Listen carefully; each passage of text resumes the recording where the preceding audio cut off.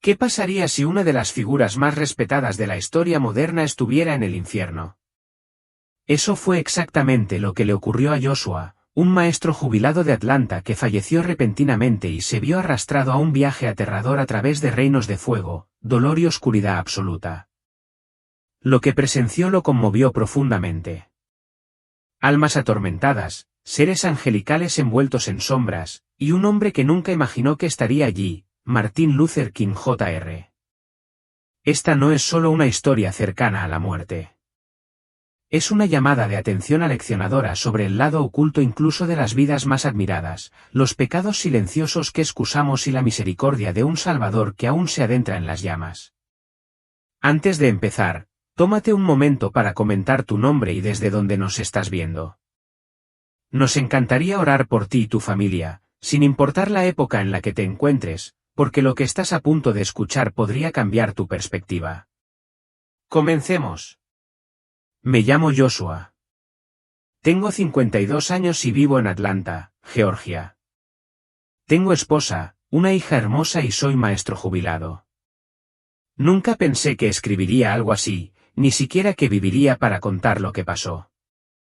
Pero, de alguna manera, estoy aquí, y solo puedo decir que es un milagro. No hace mucho, me enfrenté a la muerte.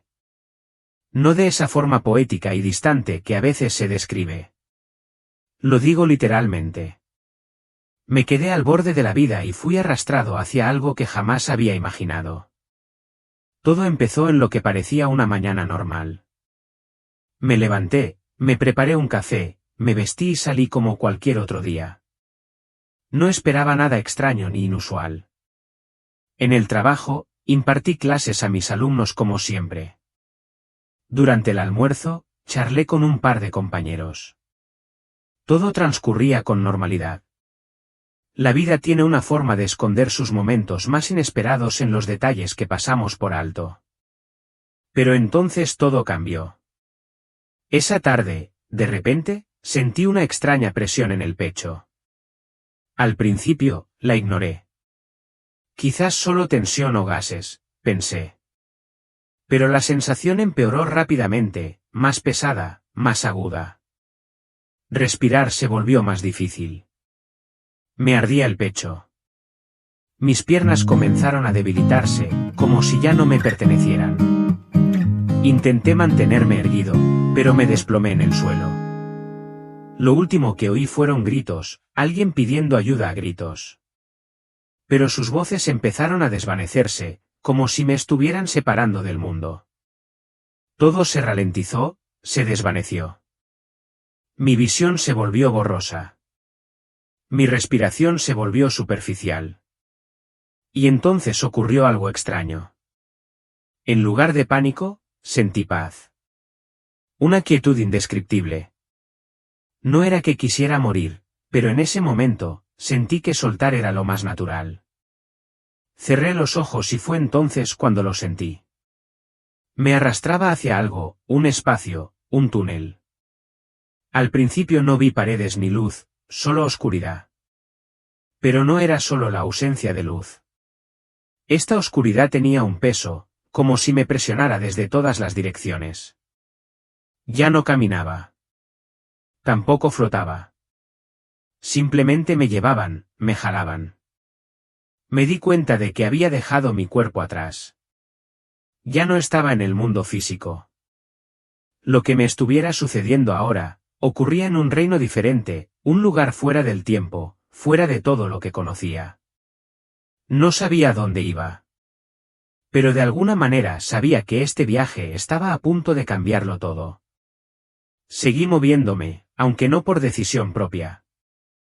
Era como si algo invisible me aferrara, arrastrándome hacia lo más profundo. Seguía dentro del túnel, pero este empezó a cambiar. La oscuridad a mi alrededor no era solo negra. Se sentía viva, casi como si me tragara por completo. Y, sin embargo, no era tan aterrador como esperaba. En ese espacio, dejabas de sentir lo que creías sentir. Sin pánico, sin tiempo, solo movimiento. Entonces, de repente, el túnel terminó. Lo que yacía frente a mí no era un lugar como los conocemos. Era una presencia, un lago inmenso, furioso y cambiante, hecho completamente de fuego. Rugía y burbujeaba como si tuviera vida propia, extendiéndose hasta donde alcanzaba la vista. Pero esto no era un incendio forestal. Esto no era algo natural. Estaba lleno de tormento. El cielo, o lo que debería haber sido el cielo, estaba denso de humo negro. Y dentro de ese humo, los vi, almas ardiendo, retorciéndose, gritando. No solo flotaban ni se ahogaban. Se consumían y volvían a ser absorbidas, una y otra vez. Cada grito parecía clavarse en mis huesos. No era solo dolor físico. Era espiritual. Era una angustia que llegaba a lo más profundo de ti y se quedaba ahí. El lago no era solo un castigo. Era la ausencia de todo lo bueno. Sin paz, sin esperanza, sin Dios. De pie en la orilla del lago había seres, 6 de ellos. Tenían alas de ángeles, pero no eran los mensajeros radiantes que había imaginado de los cuentos de la escuela dominical. Sus alas eran oscuras, sus rostros ensombrecidos. No brillaban. Observaban el lago como guardianes, inmóviles, con una presencia pesada. No quería avanzar, pero algo me empujaba. Con cada respiración, el miedo se intensificaba. Sentía que el corazón se me escapaba del pecho. Aún así, mis pies me llevaban sin permiso, sin control. Una parte de mí necesitaba comprender, ¿quiénes eran esas almas? ¿Por qué estaban allí? ¿Qué habían hecho? Cuanto más me adentraba, más oscuro se volvía todo. Y, de alguna manera, supe que esto era solo el principio. Tras dejar atrás el lago de fuego, sentí un cambio. No externo, sino en el aire, en mis huesos, en la esencia misma del reino que ahora recorría. Me adentraba en una capa más profunda de este lugar, una región que no gritaba ni ardía, pero que, de alguna manera, se sentía peor. Un reino que no dependía del fuego para atormentar, sino que usaba algo mucho más sutil, mucho más devastador. No había llamas, ni vientos aulladores, ni brasas ni tierra quemada. De hecho, no había nada en absoluto. Ni un destello de luz, ni siquiera el lejano resplandor de una sola alma ardiendo. Solo vacío, un silencio vasto y gélido que lo envolvía todo. Y entonces comprendí dónde estaba. Las escrituras lo habían mencionado, aunque nunca había comprendido su significado hasta ahora. Estas eran las tinieblas de afuera. No metafóricamente, ni simbólicamente, sino literalmente. Una oscuridad tan densa, tan absoluta, que parecía consumir no solo el espacio a mi alrededor, sino el recuerdo mismo de la luz. En cuanto crucé su umbral invisible, la sentí oprimirme el pecho como un peso insoportable. El aire no solo era frío. Estaba muerto, quieto, sin vida. Ese tipo de silencio que no te calma, sino que te grita a su terrible manera. No había calor allí, ni en el cuerpo ni en el espíritu. No había rastro de la presencia de Dios, ni paz, ni eco de su voz, ni siquiera el más leve susurro de gracia, solo separación total. El aislamiento era diferente a todo lo que jamás había imaginado. Y no era la clase de soledad en la que extrañas a la gente. Era la clase de soledad en la que te extrañas a ti mismo, en la que ya no reconoces la forma de tus propios pensamientos. Donde el vacío interior finalmente se encuentra con el vacío exterior, y se convierten en uno. Débiles susurros flotaban a mi alrededor, subiendo y bajando como fragmentos de conversaciones interrumpidas. Pero no provenían de ninguna parte, de ninguna dirección, de ninguna fuente, solo voces dispersas, perdidas en la oscuridad, atrapadas en un ciclo de arrepentimiento y locura. No podía responderles. Nadie podía. Era como si cada alma allí se hubiera convertido en una habitación cerrada, atrapada, sellada, olvidada. Podías oír el sufrimiento de los demás, pero no podías alcanzarlos. No podías consolarlos. Y nadie podía alcanzarte. Aquí todos estaban encerrados en su propia conciencia, su propia vergüenza, sus propios recuerdos. Ese era el castigo. Estar condenado a enfrentarse a uno mismo para siempre, sin distracciones, sin escapatoria. Mientras avanzaba lentamente, cada paso se sentía más pesado que el anterior, como si el peso del lugar se asentara sobre mis hombros. El terreno bajo mis pies era irregular, blando, pero sin vida, como si nunca hubiera conocido el crecimiento. Y entonces, justo delante, vi algo que me estremeció más que la propia oscuridad. El suelo se abrió, no en una grieta ni en un agujero, sino en un abismo que parecía extenderse hasta el mismísimo centro de la desesperanza. Un pozo no físico ni metafórico, sino existencial. Un reino forjado para los hambrientos, aquellos que habían vivido para el exceso, que jamás podrían saciarse. Dentro vi innumerables almas, retorcidas, contorsionadas, arañando el vacío con las manos, con los dedos arañando el suelo, el aire, la nada.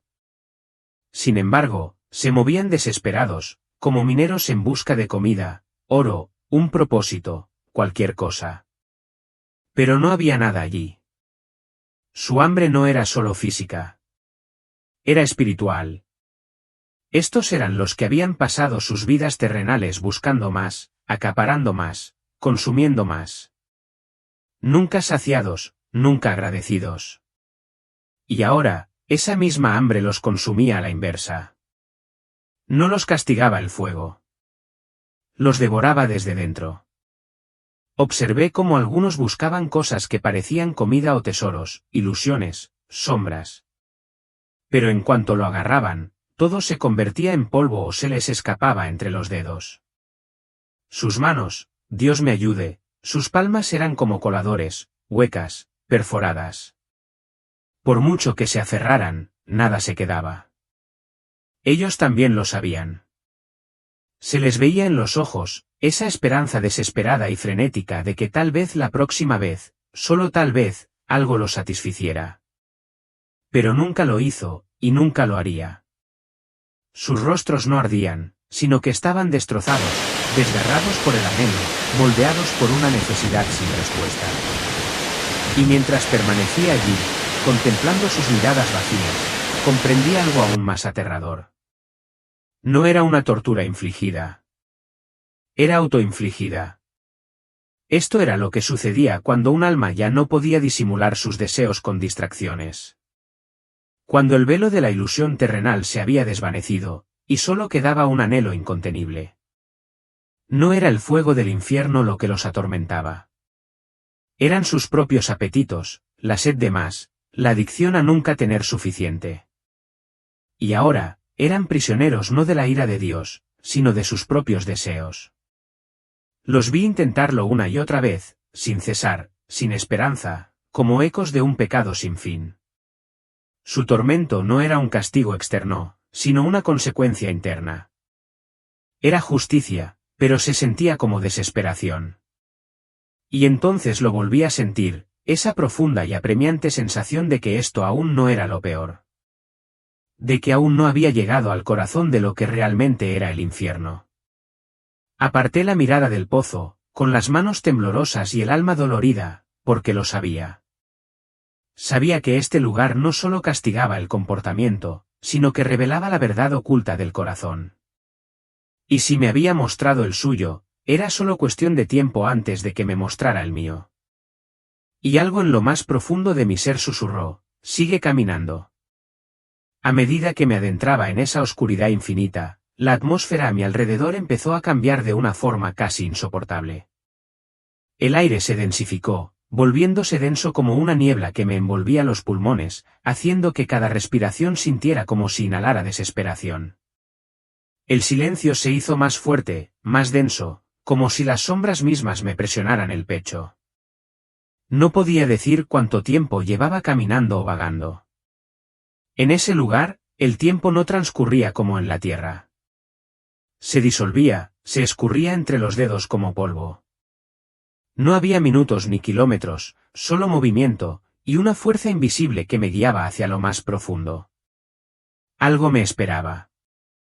No sabía qué, pero sentía su llamada, como si la gravedad de alguna verdad espiritual me impulsara paso a paso. Y entonces, de la penumbra, empezaron a aparecer una multitud, sin gritos, sin llantos, sin agitarse como las almas torturadas que había pasado antes. No, este grupo era diferente. Se quedaron completamente inmóviles, hombro con hombro, como esperando algo o a alguien.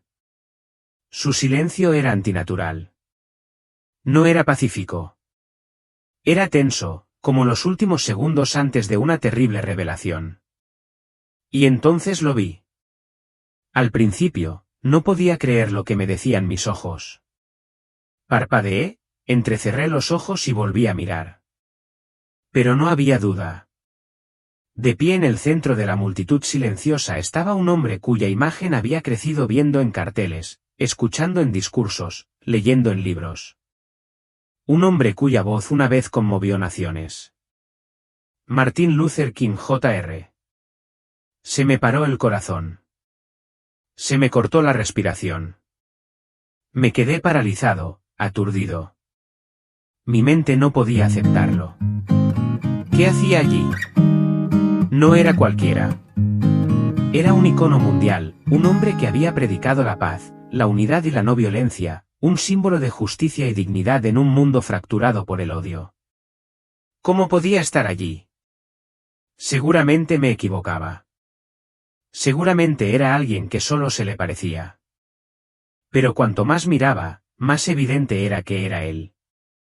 Su postura, su complexión, la solemne curva de su frente, la inconfundible pesadez de su mirada. Excepto que no se parecía al hombre que recordaba de la historia. El hombre que una vez habló con tanta fuerza y convicción. El fuego se había apagado. Lo que ahora tenía ante mí era solo una sombra de esa figura. Tenía los hombros hundidos, casi como si cargaran con el peso de siglos. Sus ojos no se cruzaron con los de nadie. Miraban fijamente al abismo, vacíos y vacíos. No se movió. No habló. No luchó. Simplemente permaneció allí, vacío, como congelado en la realidad de donde ahora estaba. No hubo aplausos, ni honor, ni gloria, solo silencio. Todo lo que creía sobre él empezó a tambalearse. Admiraba a este hombre.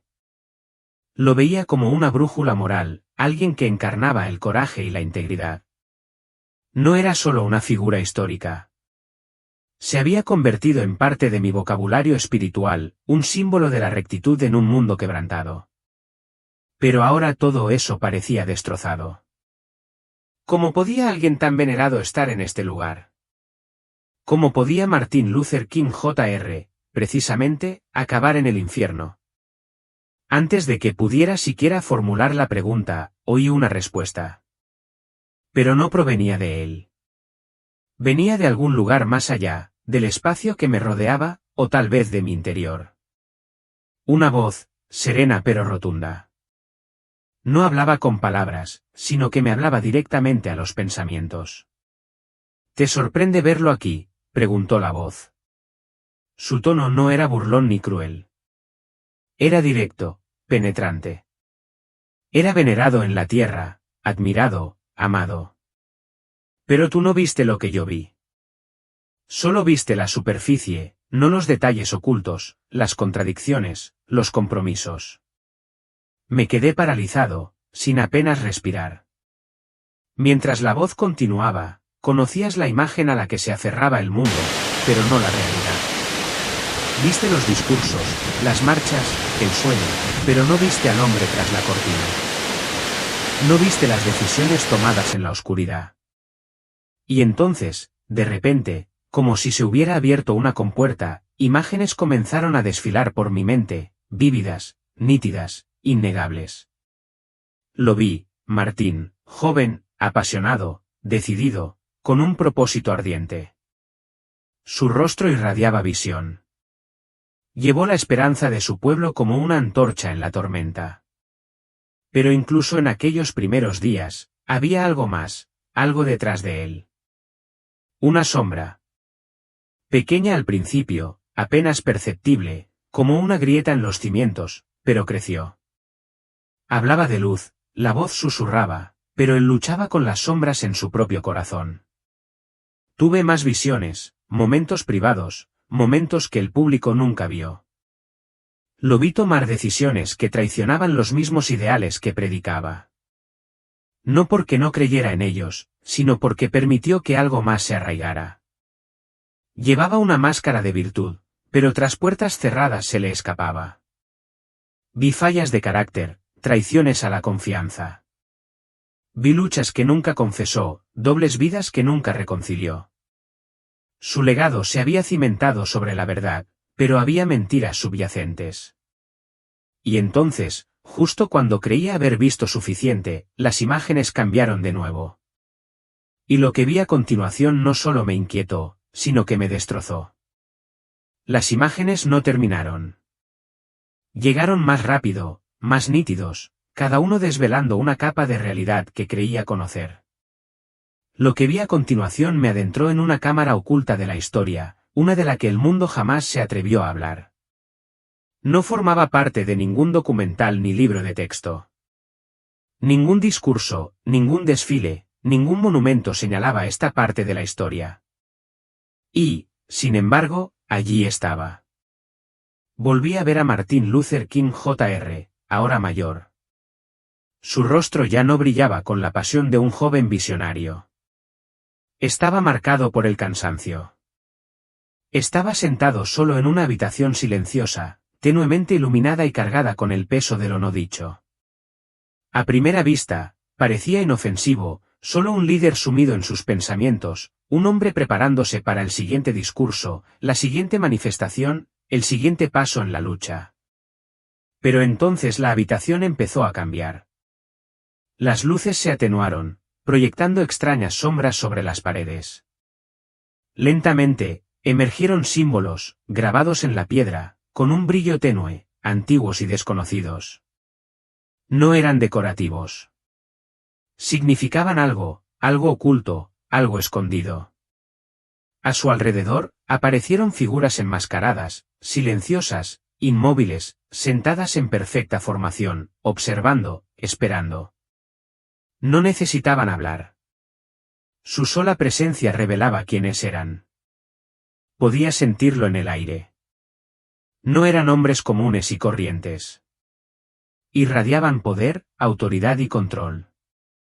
No se trataba de una sesión de planificación. Era un consejo, una orden secreta, y en el centro de todo, grabado como una firma en la historia misma, estaba el sello inconfundible de los masones. Entonces la voz regresó, firme y sabia, como narrando lo que temía admitir. Creía que los estaba usando para ayudar a su pueblo, pero en realidad, lo estaban usando a él. No quería creerlo. Mi corazón se resistía. No él. No el hombre cuya voz había inspirado a generaciones. No el que soñaba con la unidad, que luchaba con palabras y paz. Pero lo que vi no era una metáfora. No fue una interpretación. Fue una revelación, pura y dolorosa. Observé cómo King escuchaba a los enmascarados, asentía y asentía. No lo obligaban.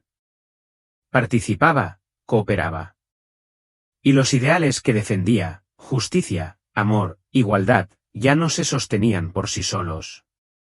En esa habitación, los estaban retorciendo, doblándolos para que encajaran en una agenda invisible, transformándolos en herramientas. La esperanza del pueblo se había convertido en un mecanismo. El sueño en un programa. Y quienes se sentaban en las sombras eran sus arquitectos. A los masones no les interesaba la libertad. Les interesaba el control. Y King se había convertido en un instrumento, un portavoz de causas que vestían ropajes nobles, pero ocultaban contratos. Su lucha pública era noble, susurraba la voz, pero su lealtad privada estaba comprometida. Entonces, tan repentinamente como la reunión se desvaneció, apareció otra escena. Me encontré en lo que parecía una oficina. Era un lugar tranquilo y privado, un lugar donde se tomaban decisiones lejos del ruido de la multitud. Sobre la mesa había una bolsa grande y pesada.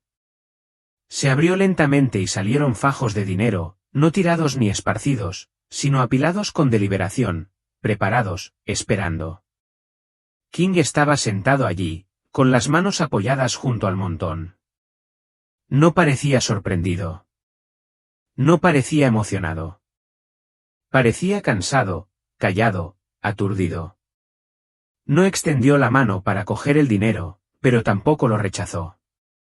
Simplemente lo aceptó. Sin palabras, sin resistencia, solo una transacción silenciosa, sepultada tras los discursos y sermones que el mundo adoraba. La voz regresó, más suave ahora, pero aún más cortante. No la tomó para robar. No fue por avaricia. La tomó para mantener viva la máquina, para seguir siendo relevante, para protegerse, para seguir representando su papel. Y comprendí que se había enredado en algo mucho más grande que él mismo, un sistema, una estructura, una mentira. Había cambiado la verdad por influencia, la integridad por estrategia, la convicción por supervivencia. Y al hacerlo, se había perdido algo sagrado, algo irreversible. Eligió el silencio por encima de la verdad, dijo la voz, y el compromiso por encima de la convicción. Y esa decisión lo manchó todo. Sentí el peso de esas palabras desplomarse sobre mí. El hombre que una vez creí incorruptible, al final, se había rendido, quizá no por rabia, quizá no por lujuria, sino por un acuerdo silencioso, por resignación, en la lenta y sutil rendición de los principios al poder. Seguía siendo un símbolo, pero ahora entendía que los símbolos pueden ser vanos. Los símbolos pueden mentir. Su legado se alzaba imponente ante los ojos del mundo, pero a los ojos de Dios, caminaba en la oscuridad. Las últimas palabras de la voz resonaron en mí, bajas y tristes, se presentaba ante el pueblo como un faro de justicia. Pero a mis ojos, eligió a otro amo. Y entonces, como si me hubieran arrancado el aliento de un sueño, la visión se desvaneció.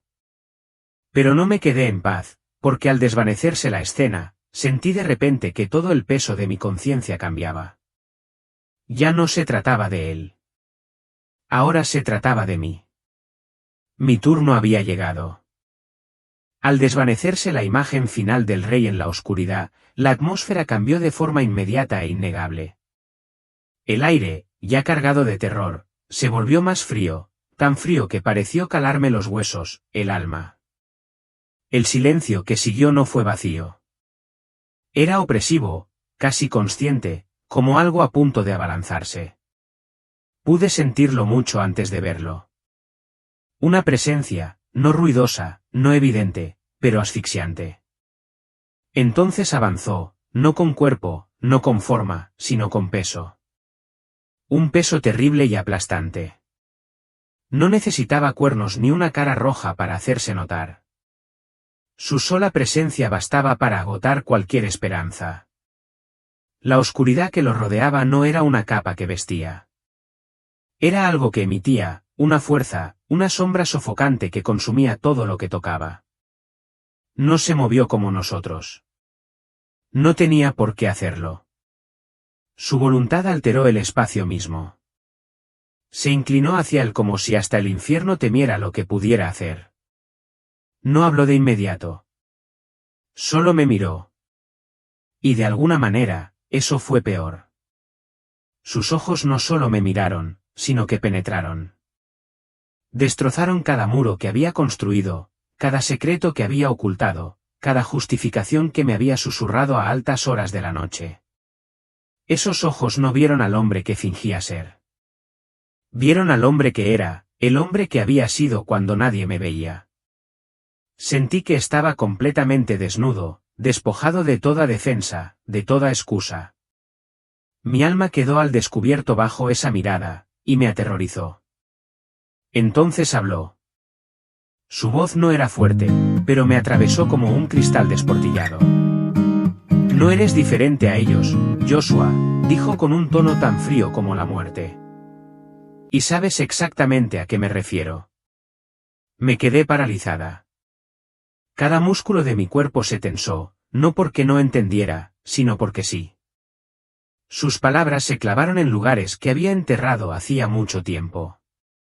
Pensamientos que intenté olvidar. Sentimientos que nunca expresé.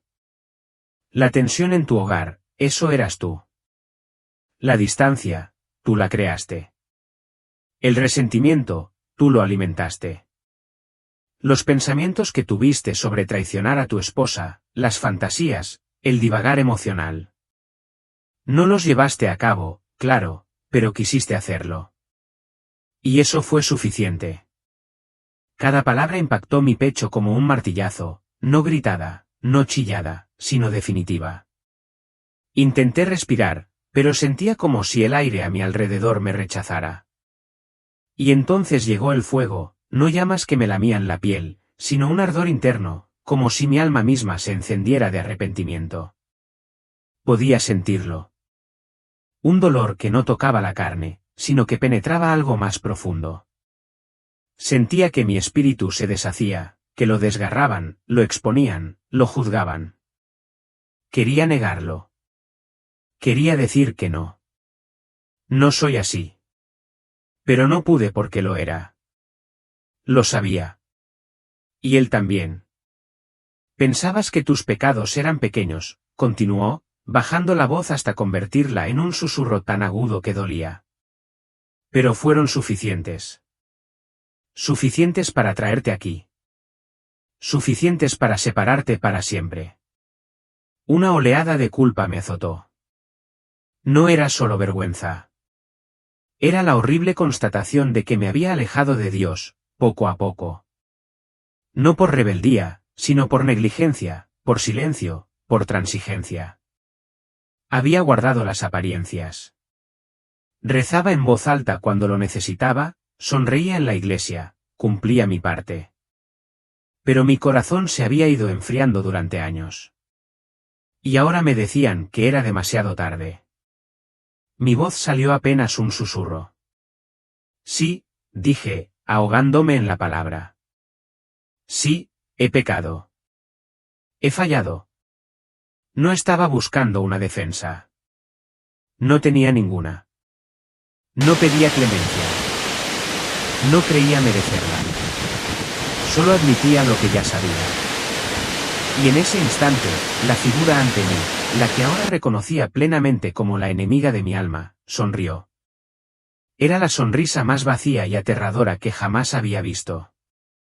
Confiesas, dijo, casi divertido. Pero eso no cambia nada. Ni aquí. Ni ahora. Eres mía, y siempre lo has sido. Extendió los brazos y con ellos las sombras se espesaron.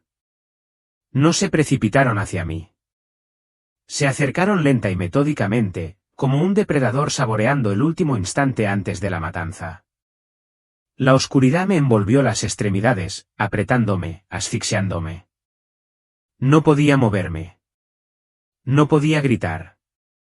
Era como si el peso mismo de mi pecado se hubiera convertido en cadenas, arrastrándome hacia el vacío. Cerré los ojos, no para rezar, ni para suplicar, sino para prepararme para lo que fuera que significara la eternidad en ese lugar. Creí que todo había terminado, que había perdido todas las oportunidades, que nunca volvería a ser libre.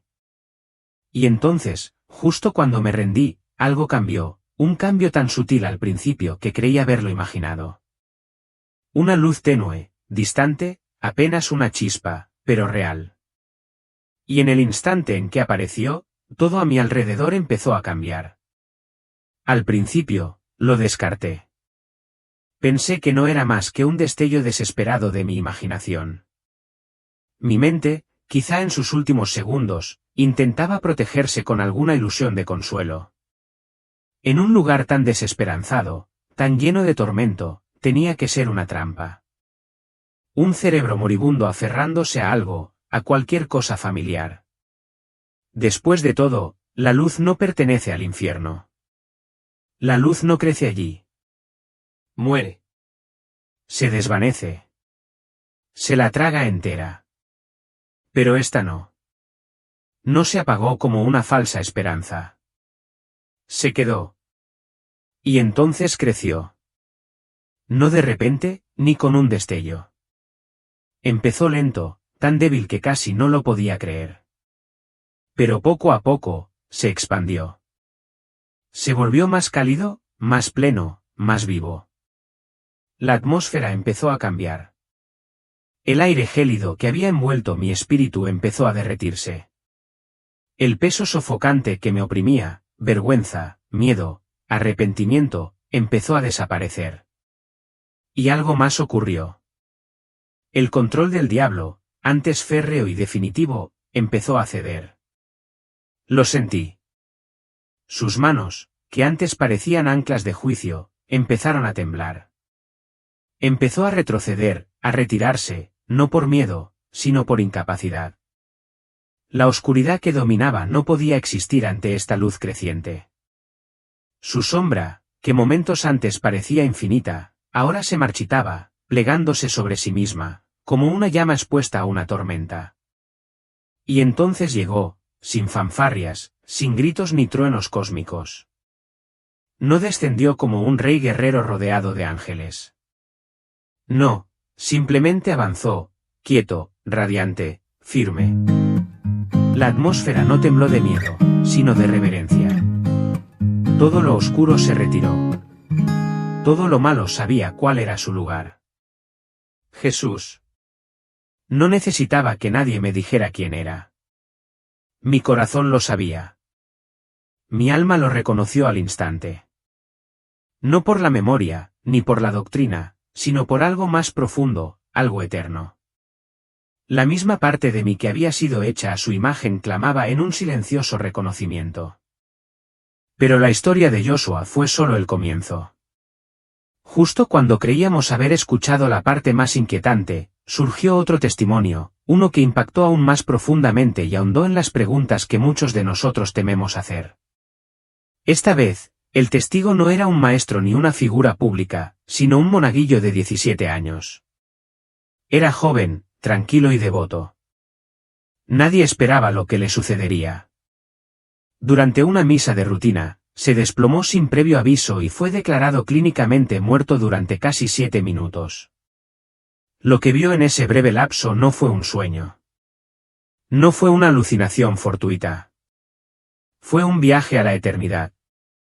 Y a diferencia de Josué, quien vio el fuego, las almas y los restos desvanecidos de quienes rechazaron la gracia, este niño se encontró cara a cara con algo, o mejor dicho, con alguien, que sacudió todo lo que creíamos saber sobre el cielo, el infierno y los hombres que llamamos héroes. Porque en lo más profundo del tormento, rodeado de llantos y un arrepentimiento ardiente, el niño vio a un hombre. Un hombre que una vez llenó estadios con el sonido del Evangelio.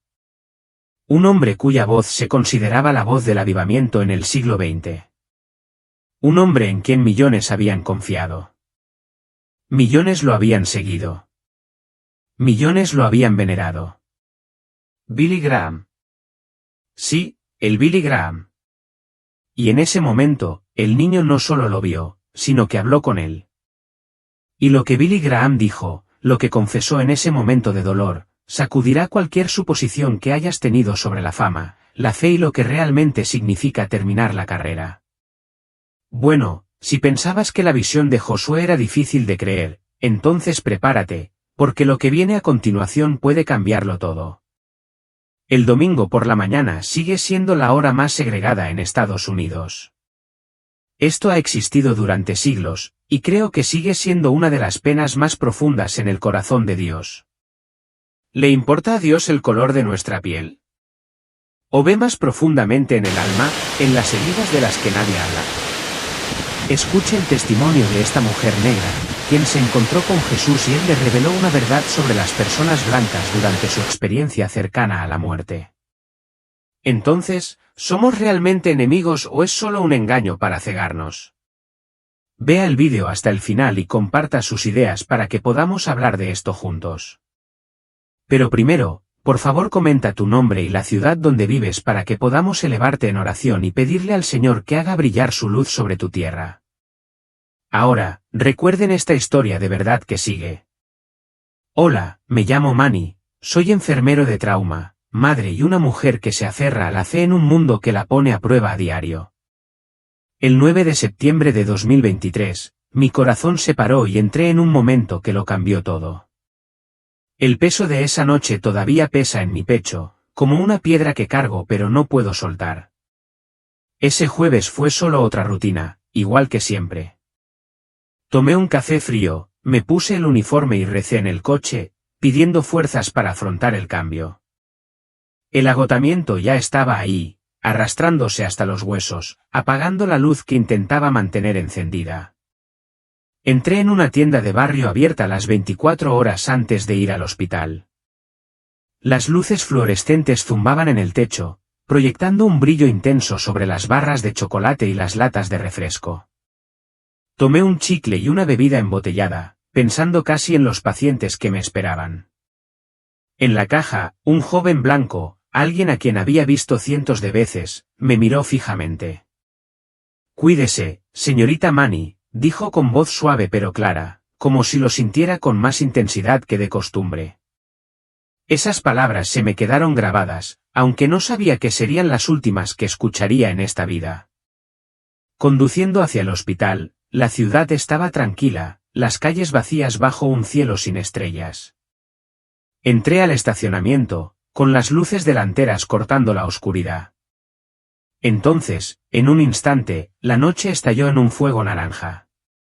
El suelo tembló y una viga de acero de una explosión de gas en una obra cercana me atravesó el parabrisas. No tuve tiempo de gritar, ni de prepararme.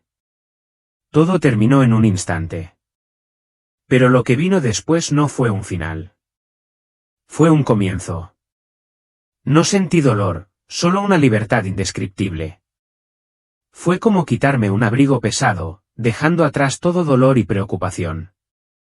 Me sentí despejado, vivo como nunca antes, como si hubiera despertado por primera vez. Me quedé flotando sobre el estacionamiento, mirando mi auto, mi cuerpo aún dentro. Los paramédicos me acosaban, sus gritos distantes pero agudos, luchando por rescatarme. Mi alma era libre, pero estaba atada a ese momento, a la gente que amaba, a la vida que había conocido. Esa noche no fue solo un accidente. Fue una puerta. Me encontraba al borde de algo inmenso, algo sagrado. Y no estaba solo. La presencia de alguien superior ya se acercaba, esperando encontrarme donde yo estaba. Flotaba, mirando mi cuerpo en ese coche destrozado. Pero no sentía miedo. Los paramédicos, gente con la que había trabajado, con la que había reído, luchaban por salvarme. Sus manos se movían rápido, sus voces tensas y urgentes. Una extraña paz me envolvió como una manta cálida en una noche fría. Entre ellos estaba Hila, mi amiga, la que una vez dijo que no sabía hablar de raza. Estaba de rodillas, con lágrimas en los ojos, rezando con más fuerza que nunca. Dios, si te conoce, tráela de vuelta. Si no, encuéntrala donde esté, gritó con la voz quebrada. Sus palabras calaron hondo, como una llave girando en una cerradura. El aire a mi alrededor se quebró, y fui atraído hacia adentro, no hacia arriba ni hacia abajo, sino hacia un lugar que brillaba con luz sagrada. Estaba lleno de música sin instrumentos, luz sin fuente, un espacio que parecía eterno. Y allí estaba él, Jesús. No era una imagen de la vidriera de una iglesia. No era de un solo color, ni de un solo rostro, sino de todos ellos, un mosaico viviente de la historia de cada alma. Su presencia era amor, poder y una certeza que me llegaba a lo más profundo. Apareció primero como un hombre negro, con su piel profunda y cálida, su cabello con textura, sus ojos llenos de dolor y alegría. Esos ojos me vieron por completo, y temblé, no de miedo, sino de ser tan plenamente conocido. Mi corazón lo reconoció, como a un viejo amigo que había olvidado. Entonces cambió.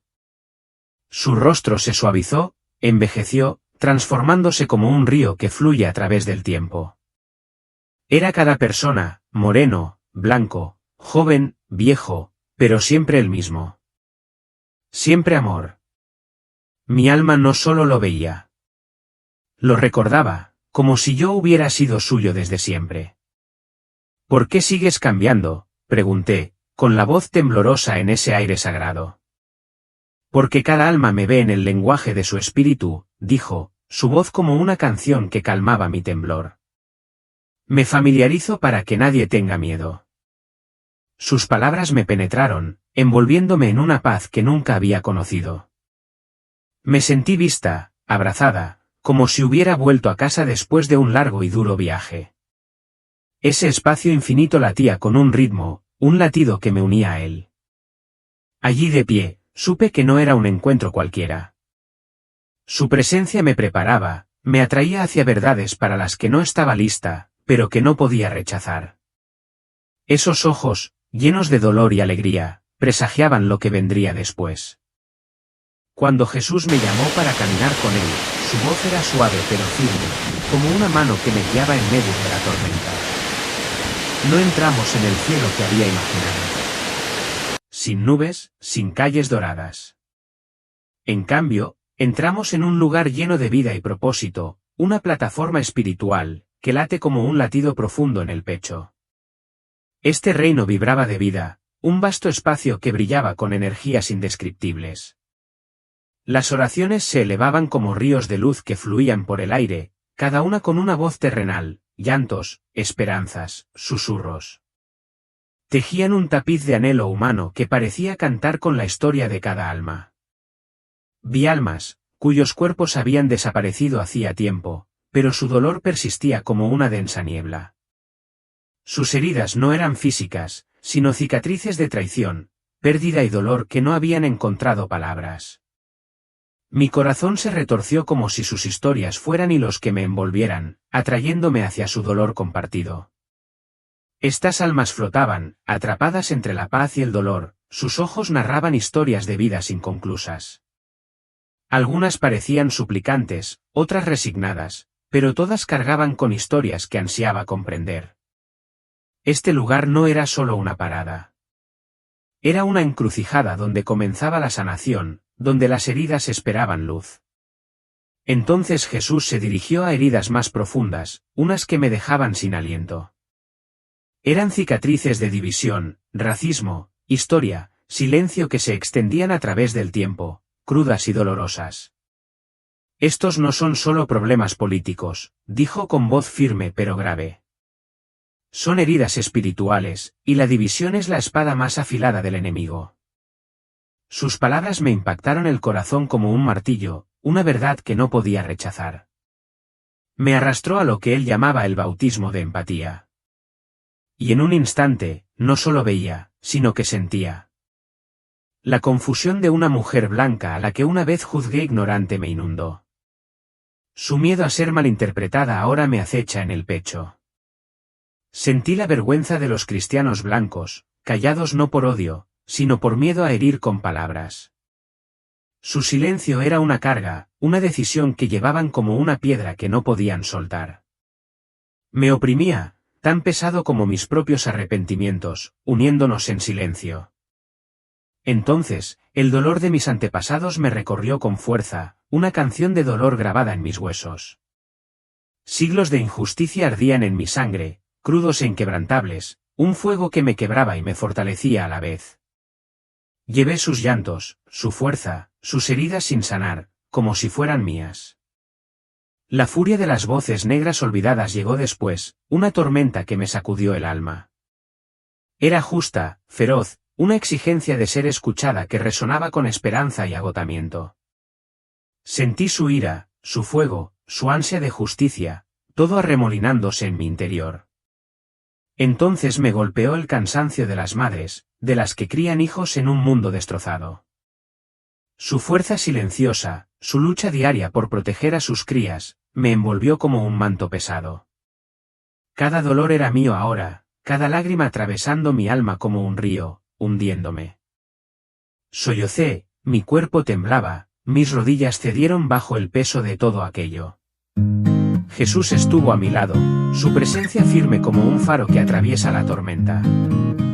Este es el ADN emocional de la humanidad, dijo con suavidad. Tu disposición a sentirlo es donde comienza la sanación. Su voz me sostuvo, un salvavidas en medio del torrente de dolor. Esas heridas, la división, el silencio, la rabia, eran un mapa de nuestro dolor compartido. Y yo estaba entretejida en él. Pero en su presencia, sentí una chispa, una llamada a enfrentar lo que nos ataba, a avanzar hacia algo más grande. Esa oleada de empatía aún me recorría el cuerpo cuando Jesús me mostró algo que me congeló el alma. Una cadena, no de metal, sino de recuerdos, se extendía por este reino espiritual. Sus eslabones brillaban con un poder oscuro.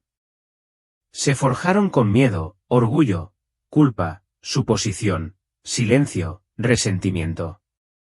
Cada uno era una herida que nos mantenía cautivos. Vi los enlaces de cerca, sus nombres grabados con palabras que había oído demasiadas veces. No lo decía en serio. No es mi culpa. Siempre están enojados. Cada frase era una herida, una mentira que unía almas en un ciclo de dolor, no de sanación. Más ecos resonaban en mi mente, nunca lo entenderán, estoy harta de explicarlo, simplemente no hablo de ello. Esta cadena no atrapó a un solo grupo. Nos envolvió a todos, apretándonos, magullándonos, dividiéndonos con una fuerza que parecía viva.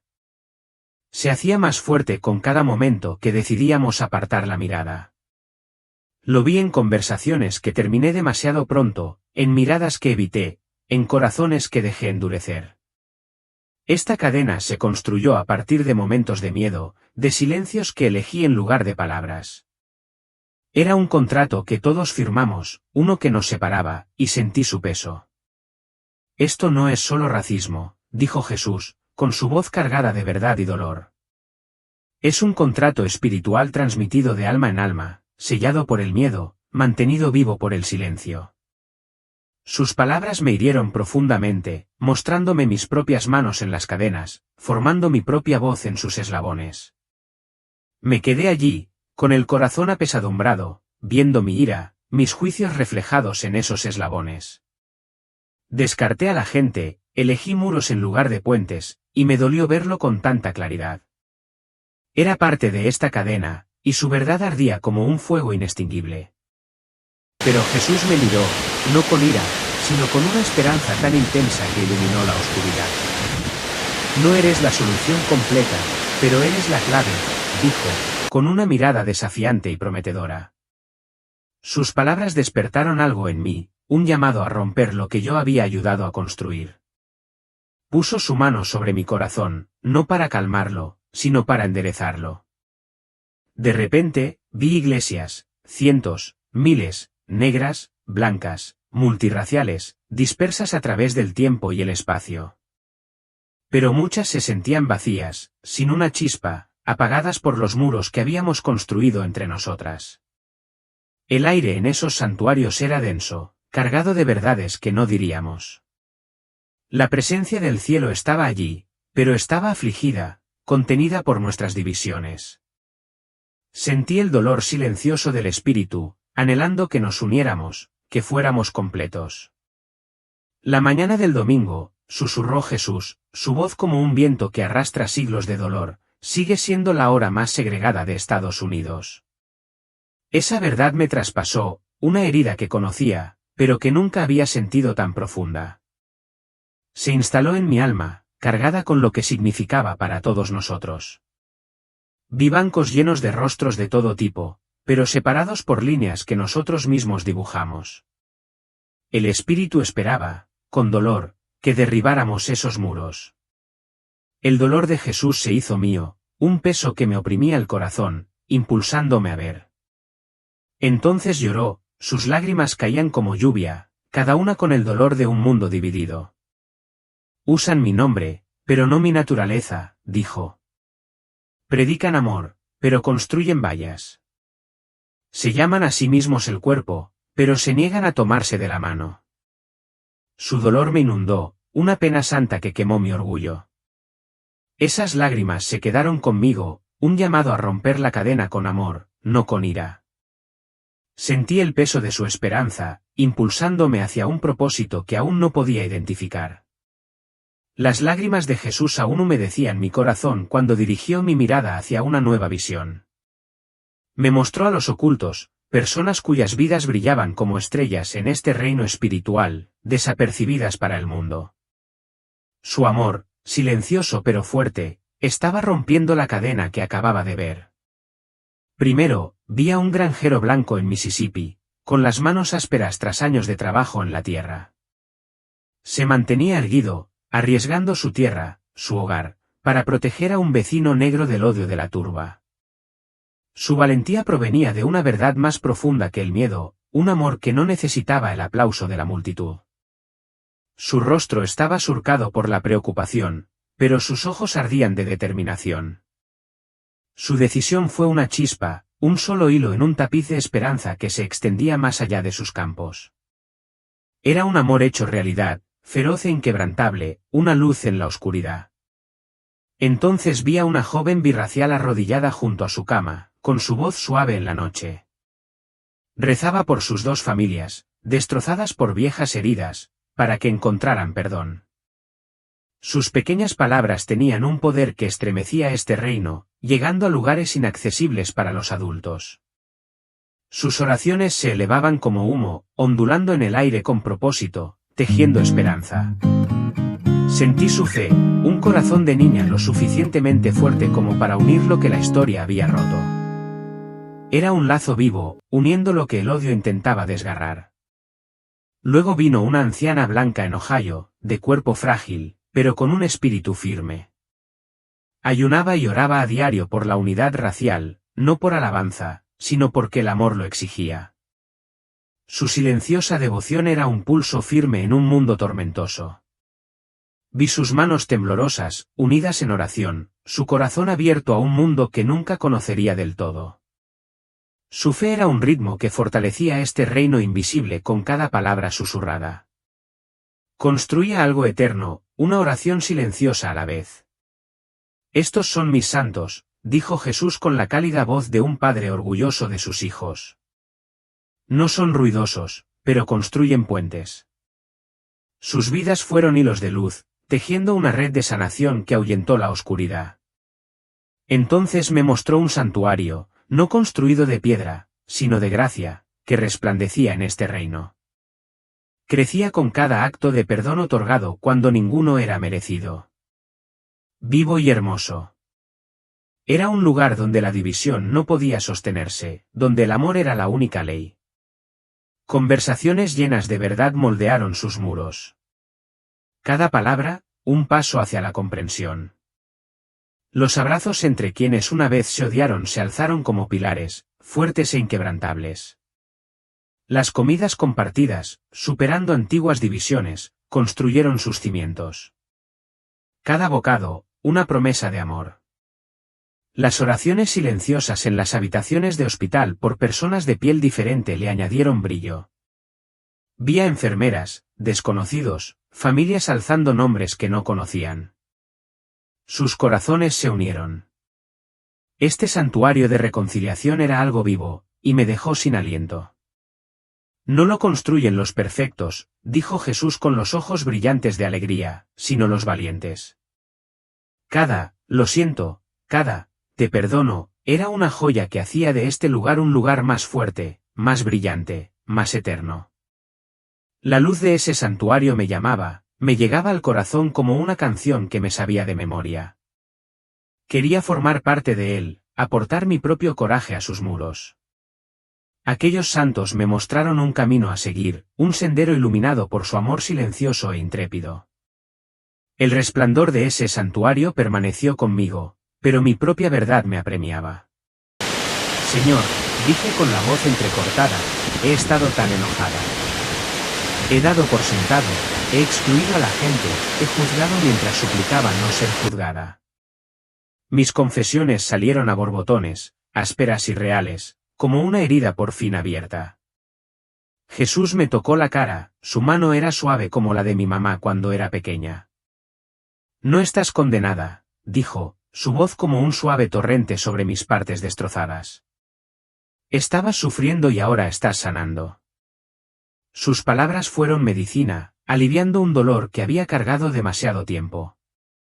Sentí su amor sosteniéndome, calmando el dolor de mi alma. Mi ira, mis muros no eran cadenas que me sujetaran. Eran heridas que él quería sanar. En su presencia, podía dejarlo todo. Sin miedo, solo verdad. Entonces me mostró a los blancos, no como enemigos, sino como personas agobiadas por el tiempo. Cargaban con la culpa de una historia que no habían creado. Temían hablar y empeorar las cosas. Sus corazones ansiaban abrirse, pero la duda, pesada y fría, los detenía. Vi su lucha, su silencio, no odio, sino miedo al fracaso. Querían ser parte de la sanación, pero no sabían si sus manos serían bien recibidas. Sentí su peso como si fuera mío. Un dolor humano compartido. El miedo es el enemigo, no ellos, dijo Jesús con voz clara, atravesando la niebla. El amor no se trata de quien tiene la razón, sino de quien está dispuesto. Sus palabras me conmovieron, mostrándome que todos estamos atrapados en la misma tormenta. Me mostró cómo el miedo se retuerce, convirtiendo la culpa en vergüenza, el silencio en muros. Pero cada pequeño acto de bondad, cada palabra, cada intento, estaba escrito en el libro del cielo. Vi esos actos como velas, pequeñas pero brillantes en la oscuridad. Entonces me mostró a mi gente, hombres y mujeres negros de todos los tiempos, con rostros despejados. Mis antepasados, mis amigos, algunos llenos de pasión, otros agotados, cansados de explicar lo que no debería necesitar palabras. Su dolor era profundo, su fuerza aún más profunda. Vi los ojos de mi hijo, esperanzados pero conscientes, las manos de mi abuela firmes en el dolor. Su amor, incluso en medio del dolor, era un río que nos transportaba a todos. Pero llevarlo solos era pesado, una carga que no merecían. Eres una fuente de fuerza, dijo Jesús con voz suave pero segura. Pero la fuerza sin sanación es una carga. Sus palabras me impactaron, mostrándome que había estado cargando demasiado tiempo. No estabas hecha para llevar esto sola. Él dijo, no eres la herida. Eres la testigo y ahora la guerrera. Su voz encendió algo dentro de mí. Una llamada que sentí en los huesos. Sus rostros, mi familia, mi gente, me acompañaron. Sus historias eran parte de las mías. Yo era su lucha, su esperanza. Pero ahora estaba llamado a sanar, no solo a sobrevivir. El amor de Jesús me sostuvo, haciéndome completo, listo para lo que me pediría a continuación.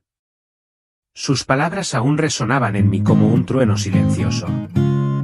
No eres la herida, eres el testigo. Y justo cuando creía haber visto lo más profundo de su corazón, Jesús abrió otra puerta. Levantó la mano, y de repente, el mundo que nos rodeaba cambió de nuevo.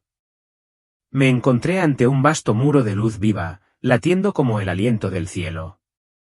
Al principio pensé que era solo luz, pero luego lo vi, nombres. No nombres como una lista, sino nombres grabados en la luz, vivos, brillantes. Cada nombre danzaba junto a un acto de amor. Cosas pequeñas, cosas olvidadas, cosas ocultas. Una mujer blanca rezando por una familia negra que no conocía. Un hombre negro perdonando a un oficial blanco que le había hecho daño. Un niño compartiendo su almuerzo con alguien diferente. Cada acto relucía con la aprobación del cielo, no porque fueran perfectos, sino porque estaban dispuestos. Jesús susurró, nada hecho con amor se pierde. Todo queda registrado. Me acerqué y sentí su peso. Este no era un libro de culpa. Era un libro de valentía, la verdadera historia de los sanadores del cielo, aquellos que eligieron el amor por encima de la comodidad, que temblaron ante conversaciones difíciles, que extendieron sus manos sobre heridas que no causaron. Una iglesia silenciosa, con voces que habían permanecido silenciadas durante mucho tiempo, un maestro que rompía el protocolo solo para escuchar. Y, sin embargo, Aquí brillaban como estrellas. Jesús se volvió hacia mí y dijo, a muchos el mundo olvida, pero el cielo recuerda. Su voz tembló, no de dolor esta vez, sino de honor. Y cada vez que alguien elige amar frente al miedo, hace eco del canto de la reconciliación, y el cielo lo graba como una canción. Entonces me mostró un pergamino mío. Vi oraciones que susurré medio dormida, disculpas que nunca pensé que importaran, perdón que ofrecí incluso mientras sangraba. Estaban allí, cada una iluminada por la gracia. Mis rodillas cedieron, no de vergüenza, sino de asombro. Había vivido pensando que algunas de esas decisiones eran pequeñas, insignificantes. Pero aquí, en los archivos de la eternidad, eran montañas. Lo miré, abrumada. ¿Cómo puedo hacer lo suficiente? Jesús sonrió y la luz misma respondió, nunca se trata de suficiente. Se trata de amor. Y cuando amas en mi nombre, aunque tu voz tiemble, sacudes las puertas del infierno y construyes lo que la oscuridad no puede tocar. El muro resplandecía con más fuerza, con una luz creciente. Y comprendí que aún se estaba escribiendo en ese preciso instante. Justo ahora, en algún lugar de la tierra, alguien acababa de elegir la misericordia. Alguien acababa de decir, te perdono. Alguien acababa de orar, ayúdame a amarlos. El cielo lo registró. El cielo se regocijó. Y supe en ese instante que esta era la verdadera historia, no la escrita en libros ni la proclamada en tribunales, sino lo que se hizo en secreto, con amor y con fe. Jesús se giró, y el pergamino se desvaneció tras él como un recuerdo sellado en oro. Esto es lo que llevas ahora. No solo dolor, sino recuerdo. Habla de lo que el cielo recuerda. Hazles saber que el amor nunca se desperdicia. Mientras la sanación se asentaba en mi alma, Jesús pronunció palabras que me conmovieron de nuevo. La raza nunca fue mi idea. Creé el color como belleza, pero el enemigo transformó la diversidad en división. Su voz llevaba el peso de la creación, una verdad que resonó por la eternidad.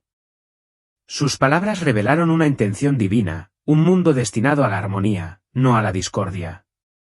El color era su arte, una celebración de la inmensidad de la humanidad. Sin embargo, la distorsión del enemigo había convertido la belleza en un campo de batalla, y sentí su tragedia. Pero tú, Manny, sentiste ambos lados de la herida, dijo, con la mirada penetrante en mi alma. Ahora ve y sé parte de la sanación. No con ira, sino con comprensión. No con venganza, sino con visión. Su encargo era a la vez abrumador y sagrado, un llamado a transformar el dolor en propósito. Continuó, con voz firme pero urgente, no para silenciar a los demás, sino para escuchar, amar y guiar. Sus palabras abrieron un camino ante mí, uno que sabía que exigiría mi corazón, mi coraje, mi todo. Sin embargo, en su presencia, me sentí preparada, transformada por su visión. El peso de su misión me invadió, un manto a la vez pesado y sagrado. Me vi en una encrucijada, dejando atrás el dolor del mundo y un camino de reconciliación por delante. Su amor fue mi fuerza, su llamado mi guía. De repente, me sentí atraída hacia atrás, el dolor me invadió como una inundación que rompe una presa. La habitación del hospital se iluminó de golpe. Voces gritando, luces deslumbrantes, lágrimas cayendo. Estaba viva, pero nada en mí volvería a ser igual. Han pasado 3 meses desde aquella noche, pero parece que ha transcurrido toda una vida. He compartido esta historia en iglesias, escuelas, salas de estar, con desconocidos que se detienen en la calle a escuchar. No para impresionar ni incitar a la culpa, sino para encender una chispa de esperanza en corazones cansados. Cada relato profundiza mi determinación, un fuego alimentado por la visión de unidad de Jesús. He visto ojos abrirse de par en par, manos extenderse, corazones ablandarse bajo el peso de la verdad. Esta misión no es solo mía. Pertenece a todos los que escuchan y deciden actuar. Ahora sé lo que antes desconocía. El racismo no es solo política, historia o injusticia. Es una herida espiritual, una fractura en el alma de la humanidad que supura en silencio. El amor es la única medicina, la única fuerza lo suficientemente fuerte como para sanarla. Esta verdad me impulsa, una misión que no puedo abandonar, cueste lo que cueste. La veo en cada rostro que conozco, en cada historia que escucho, un llamado a reparar lo que está roto. Las palabras de Jesús resuenan en mi corazón, impulsándome a seguir adelante. Llevo el peso de esa noche, pero también su luz, un faro que guía mis pasos. Cada vez que elijo el amor sobre la ira, la comprensión sobre el juicio, honro su llamado. Esta misión es mi propósito, mi razón para levantarme cada día. El mundo es vasto, sus heridas profundas, pero la visión de Jesús es aún más vasta. Él me ha mostrado el camino, y lo recorro con valentía temblorosa. La obra de sanación ha comenzado, y no terminará conmigo. Este testimonio ha llegado a su fin y hemos hecho todo lo posible por transmitirlo con la mayor veracidad posible. A través del viaje sagrado de Mani, comprendemos que la raza nunca fue idea de Dios. Es una distorsión del enemigo, una herramienta peligrosa utilizada para dividir la Iglesia y alejar a los creyentes del amor verdadero. Y a través de esta historia, espero que hayan visto el camino para romper esa cadena. Por favor, compartan en los comentarios cómo les parece ese camino. Si se sintieron identificados con lo que ella vivió, por favor, denle me gusta para ayudar a difundir este mensaje. Si tienes alguna duda, deja un comentario abajo y te escucharemos y la discutiremos contigo. Quizás la división racial sea solo una pequeña parte del plan mayor del enemigo. Para dividir. El siguiente paso es la división de denominaciones, y esa podría ser la chispa que desencadene las guerras actuales.